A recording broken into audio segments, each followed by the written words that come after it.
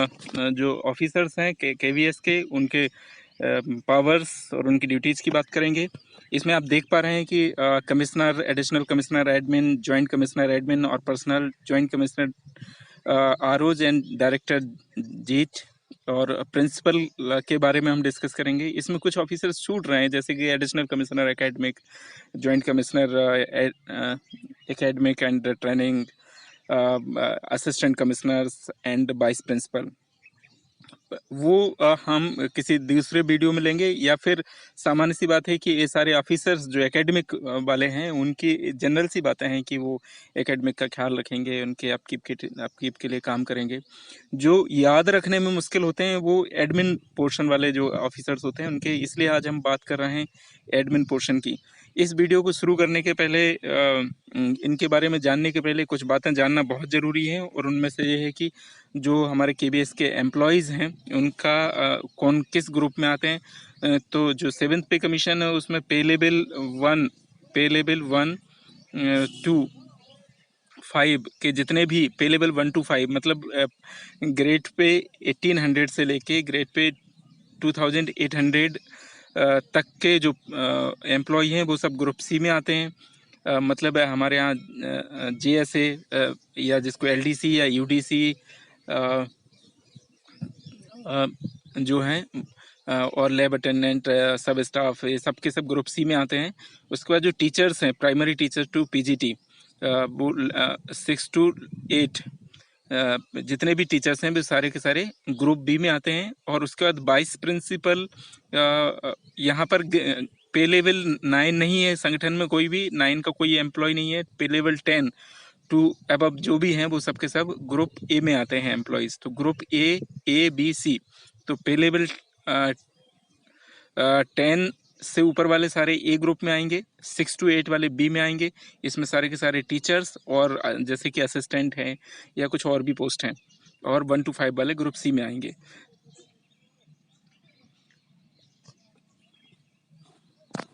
चलिए सबसे पहले हम बात कर लेते हैं कि अपॉइंटमेंट के बारे में। तो कमिश्नर का जो पावर है वो है all group A excluding DC and above, इन सब का अपॉइंटमेंट कमिश्नर करेगा।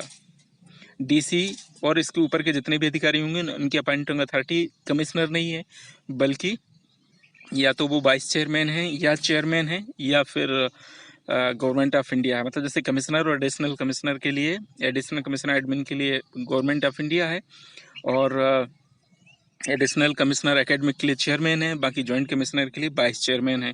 DC के लिए वाइस चेयरमैन अपॉइंटिंग अथॉरिटी है। एडिशनल कमिश्नर किसका अपॉइंटमेंट करेगा? ऑल ग्रुप बी जो भी हेडक्वार्टर की पोस्ट हैं, RO की हैं, ZIET की हैं, एंड वाइस प्रिंसिपल इनके भी। वाइस प्रिंसिपल का जो अपॉइंटिंग अथॉरिटी है वो एडिशनल कमिश्नर एडमिन है, और बाकी सारी बी ग्रुप जो पोस्ट हैं RO हेडक्वार्टर और ZIET, KB की बात नहीं हो रही है, ध्यान रखिएगा एडिशनल कमिश्नर में। जॉइंट कमिश्नर किसका अपॉइंटिंग अथॉरिटी होगा? ऑल ग्रुप सी हेडक्वार्टर और RO। जो डेप्यूटी कमिश्नर होगा, RO का जो डेप्यूटी कमिश्नर है या फिर ZIET का जो डायरेक्टर है, वो दोनों ग्रुप बी और सी के जो एम्प्लॉयज़ हैं वो सारे के सारे KB, RO या फिर ZIET के, उन सबका अपॉइंटिंग अथॉरिटी डेप्यूटी कमिश्नर।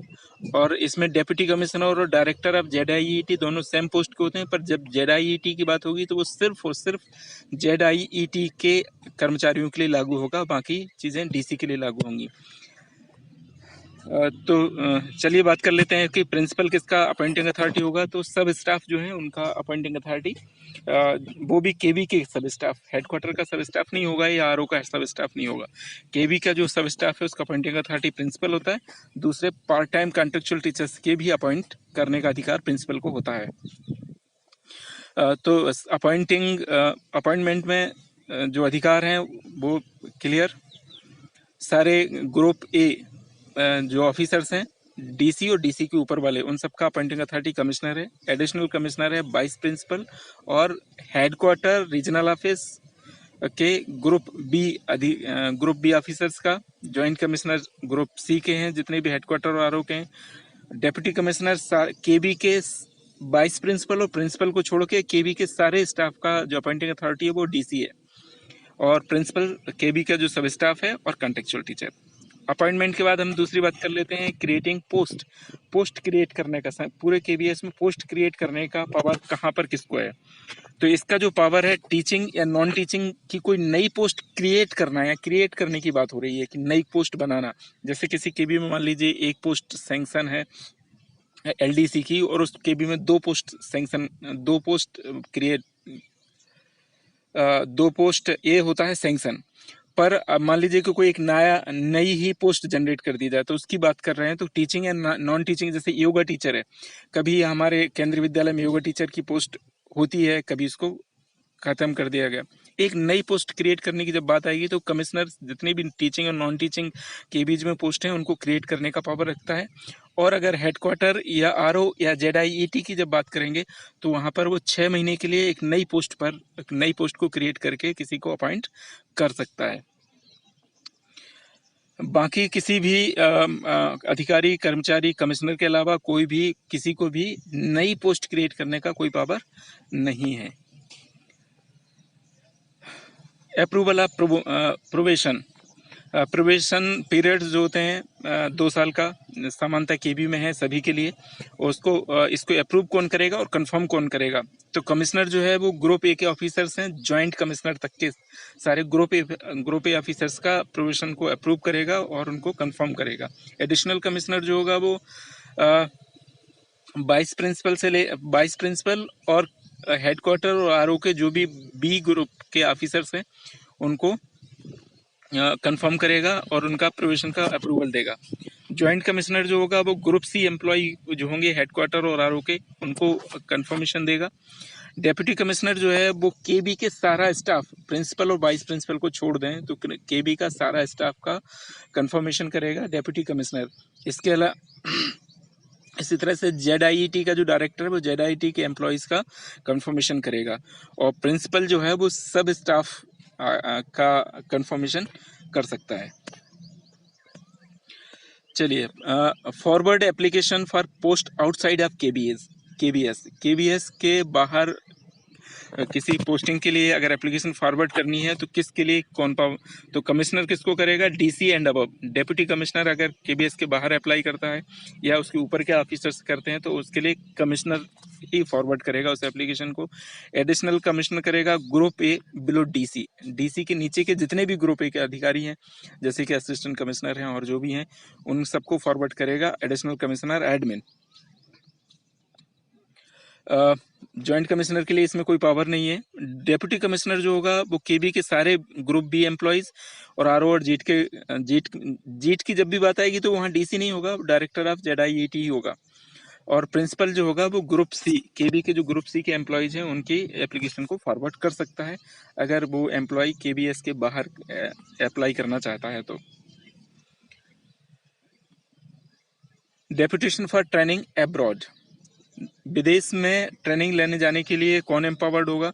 तो उसके लिए सारे एम्प्लॉयज़, पूरे केबीएस के कोई भी एम्प्लॉयज़ को अगर एब्रॉड भेजना है, बाहर भेजना है, देश से बाहर भेजना है किसी ट्रेनिंग के लिए, तो उसके लिए सिर्फ और सिर्फ कमिश्नर एम्पावर्ड है बाहर के लिए, और कोई भी नहीं है। सिर्फ और सिर्फ कमिश्नर को पावर है, या फिर कमिश्नर के ऊपर जो भी अधिकारी हैं एब्रॉड, विदेश में ट्रेनिंग लेने के लिए, और बाकी किसी के पास पावर नहीं। अप्रूवल ऑफ टेक्स्ट बुक्स हमारे स्कूल में केंद्रीय विद्यालय में कौन सी टेक्स्ट बुक्स चल रही हैं, इसका अप्रूवल कमिश्नर देगा। 9th to 12th में कौन सी टेक्स्ट बुक चलेंगी विद्यालय में, केंद्रीय विद्यालय में, उसका अप्रूविंग अथॉरिटी जो है कमिश्नर है।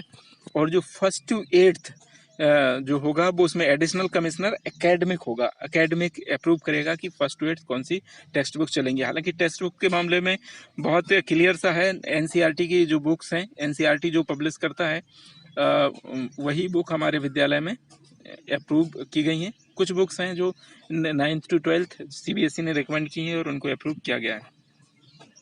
बाकी टेक्स्ट बुक को प्रिस्क्राइब करने का और किसी भी अधिकारी को अधिकार नहीं है।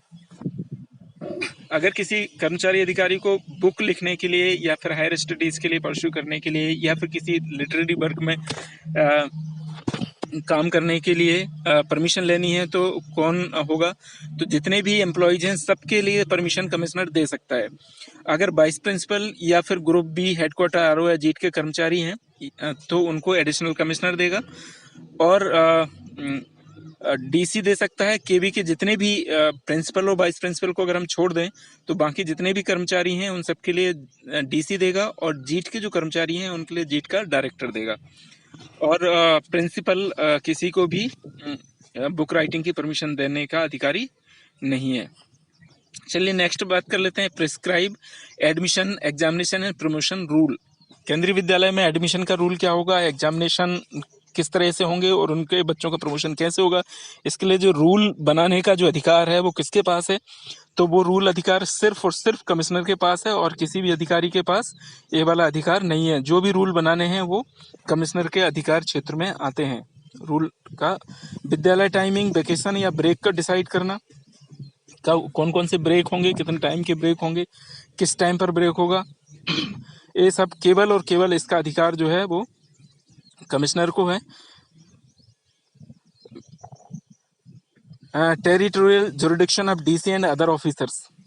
जो डिप्टी कमिश्नर का टेरिटोरियल जुरिडिक्शन है, मतलब डिप्टी कमिश्नर किस किस विद्यालय का डीसी होगा, वो कहाँ पर स्थित होगा केंद्रीय विद्यालय, उसका डीसी कौन होगा, उसका रीजनल ऑफिस कौन होगा, इसको कौन डिसाइड करेगा? तो केवल कमिश्नर इस बात को डिसाइड करेगा कि किस रीजनल ऑफिस में कौन सा विद्यालय रहेगा। मैक्सिमम 3 इंक्रीमेंट एडवांस में सैंक्शन किए जा सकते हैं टीचिंग या नॉन टीचिंग पोस्ट के लिए, और उसके लिए जो एम्पावर है वो सिर्फ और सिर्फ कमिश्नर है 3 एडवांस इंक्रीमेंट के लिए, और कोई एडवांस इंक्रीमेंट केंद्रीय विद्यालय संगठन में सैंक्शन नहीं कर सकता।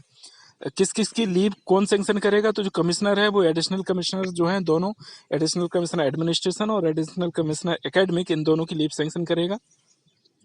एडिशनल कमिश्नर जो एडमिन है वो सारे ग्रुप ए ऑफिसर्स हैं, डीसी है, डायरेक्टर, जीट है, उन सब की लीव सैंक्शन करेगा। जॉइंट कमिश्नर जो है वो हेडक्वार्टर के जितने भी बी ग्रुप के एम्प्लॉयज हैं उनको लीव सैंक्शन करेगा। और जो डीसी होगा, डेप्यूटी कमिश्नर होगा, वो ग्रुप बी और सी के जो रीजनल ऑफिस में एम्प्लॉयज हैं उनका, इसके अलावा प्रिंसिपल का भी लीव सैंक्शन करेगा। और जो डायरेक्टर ऑफ जीट है वो जेडआईईटी के जितने भी कर्मचारी हैं उन सब की लीव सैंक्शन करेगा। इसमें अगर कोई एम्प्लॉय केंद्रीय विद्यालय का है और वो लीव प्रिपरेटरी टू रिटायरमेंट पर जाना चाहता है तो उसको भी डीसी ही सैंक्शन करेगा। प्रिंसिपल किसकी लीव सैंक्शन करेगा? तो ऑल स्टाफ ऑफ के भी प्रिंसिपल की अपनी खुद की छोड़ के बाकी सबकी लीव सैंक्शन कर सकता है, मगर जो लीव प्रिपरेटरी टू रिटायरमेंट है उसको सैंक्शन नहीं कर सकता, उसके लिए डीसी को भेजना होगा। Extend leave in order to regularise overstay of leave. कोई सीसीए रूल में है कि अगर कोई कर्मचारी है वो छुट्टी पर जाता है और छुट्टी खत्म होने के बाद भी विद्यालय को ज्वाइन नहीं करता है तो उस पर पेनल्टी लगाई जा सकती है और उस सर्विस को ब्रेक किया जा सकता है। तो इसको अगर मान लीजिए एक्सटेंड करना है लीव को, उसको आगे करना है, उसको रेगुलाइज करना है उस पोस्ट को, तो इसको लीव को एक्सटेंड करने का जो काम है, ग्रुप ए के जितने भी हैं अधिकारी कर्मचारी हैं उनको कमिश्नर एम्पावर होगा, ग्रुप बी के लिए एडिशनल कमिश्नर होगा, और ग्रुप सी के लिए जो है वो ज्वाइंट कमिश्नर एडमिन होगा, और बाकी रेगुलराइज करने का अधिकारी और कोई नहीं है। तो इसके लिए कमिश्नर एक ग्रुप ए के अधिकारियों के लिए, एडिशनल कमिश्नर एडमिन जो है ग्रुप बी, और ज्वाइंट कमिश्नर एडमिन और पर्सनल। यहाँ पर जब भी बात कर रहे हैं तो ज्वाइंट कमिश्नर एडमिन या पर्सनल की बात की जा रही है। इन दोनों की बात, दोनों एक ही एडमिनिस्ट्रेटिव पोस्ट के। बाकी जो 3 ज्वाइंट कमिश्नर हैं, एकेडमिक है, ट्रेनिंग है और फिनांस है, उनका एडमिनिस्ट्रेशन वाली पावर नहीं है, इसलिए उनके बारे में हम यहाँ पर बात नहीं कर रहे हैं। नेक्स्ट है कि to decide whether an employee vacational और नॉन वेकेशनल, मतलब वो जो 40 दिन की 50 दिन की केबीएस में छुट्टी मिलेगी, विंटर ब्रेक मिलेगा, ऑटम ब्रेक मिलेगा, उसमें छुट्टी पे कौन कौन जाएगा, इसको कौन डिसाइड करेगा, कौन सी पोस्ट वेकेशनल है और कौन सी नॉन वेकेशनल है।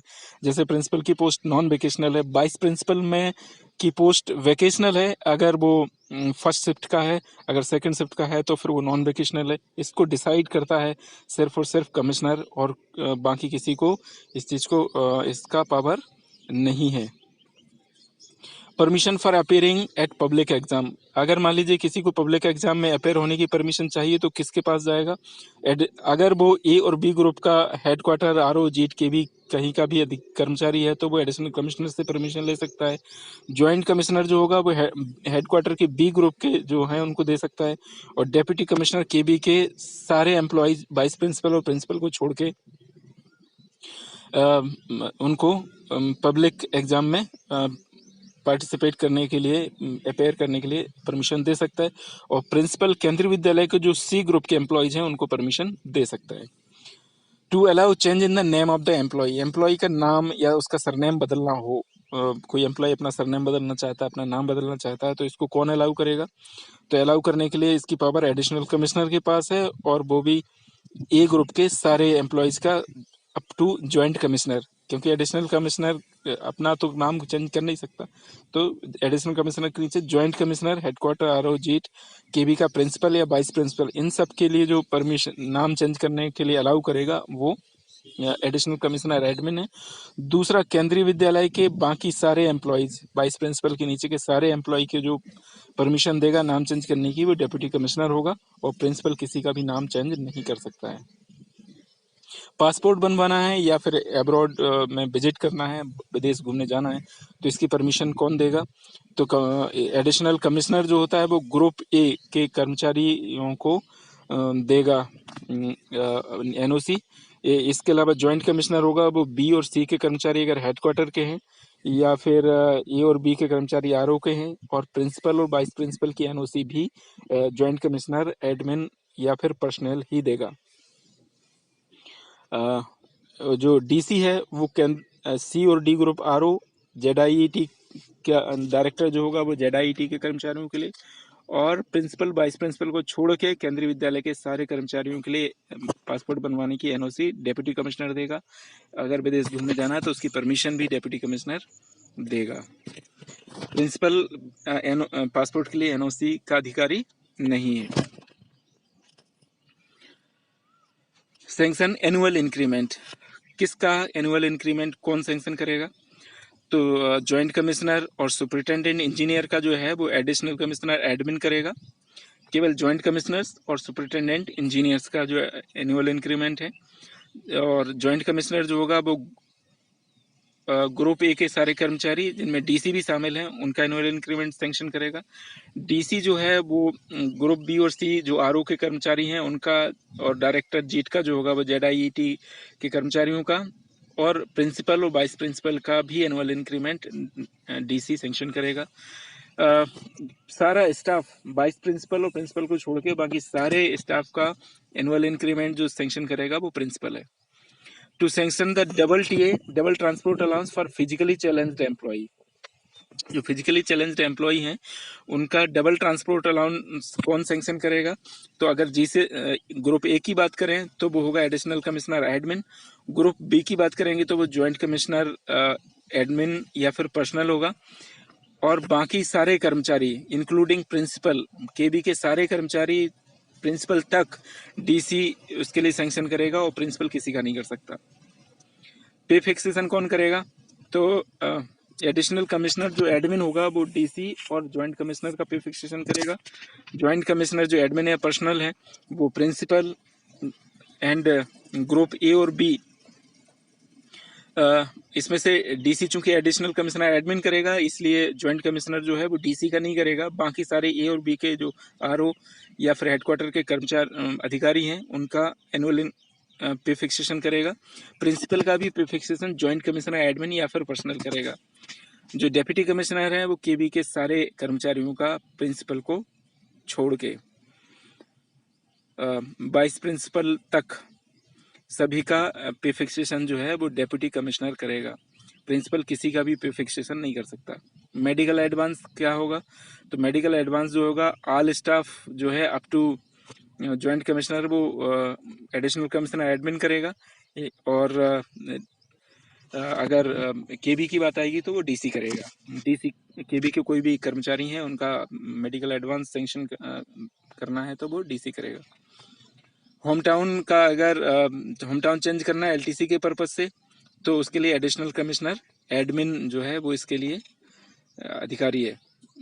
चार्ज अलाउंस, अगर मान लीजिए कोई कहीं प्रिंसिपल छुट्टी पर है ज़्यादा दिन की, या फिर प्रिंसिपल का ट्रांसफ़र हो जाता है, वैकेंट है सीट, तो उस पर किसी को इंचार्ज बनाया जाता है तो उसको चार्ज अगर वो 2 महीने से ज़्यादा उस इंचार्ज रहता है तो उसके लिए चार्ज अलाउंस मिलता है। वाइस प्रिंसिपल अगर 2 महीने से ज़्यादा इंचार्ज रहता है तो उसको 300 रुपये पर मंथ सेंक्शन करेगा वो जॉइंट कमिश्नर एडमिन या फिर पर्सनल। अगर पीजीटी है तो उसके लिए डीसी ही सेंक्शन कर देगा 300 रुपये पर मंथ। अगर टीजीटी इंचार्ज बनता है तो उसको 200 रुपये पर मंथ, और पीआरटी बनता है तो उसको पीआरटी को चार्ज मिलता है मान लीजिए बाय प्रिंसिपल का या फिर हेडमास्टर का, तो उसको भी 200 रुपये पर मंथ का चार्ज अलाउंस सेंक्शन होगा। प्रिंसिपल किसी का भी चार्ज अलाउंस सेंक्शन नहीं कर सकता। चार्ज अलाउंस की हम बात करेंगे तो या तो जॉइंट कमिश्नर एडमिन पर्सनल हैं जो वाइस प्रिंसिपल का करेंगे, बाकी सभी का डीसी करेंगे। कैश हैंडलिंग अलाउंस जो है वो सिर्फ ग्रुप सी के एम्प्लॉयज़ को मिलता है।